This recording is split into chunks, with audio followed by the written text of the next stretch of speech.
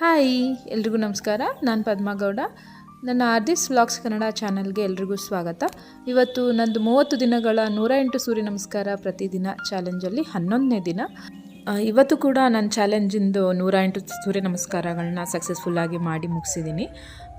ಇವತ್ತು ಅಂದರೆ ಇಷ್ಟು ದಿನ ಮಾಡಿದ್ರಿಂದ ಇವತ್ತು ನನ್ನ ದೇಹ 108 ಸೂರ್ಯ ನಮಸ್ಕಾರಕ್ಕೆ ಅಡ್ಜಸ್ಟ್ ಆಗಿದೆ ಅನ್ನೋ ಥರ ಕಂಫರ್ಟಬಲ್ ಆಗಿ ಫೀಲ್ ಆಗ್ತಾಯಿತ್ತು ಸೂರ್ಯ ನಮಸ್ಕಾರ ಮಾಡೋವಾಗ.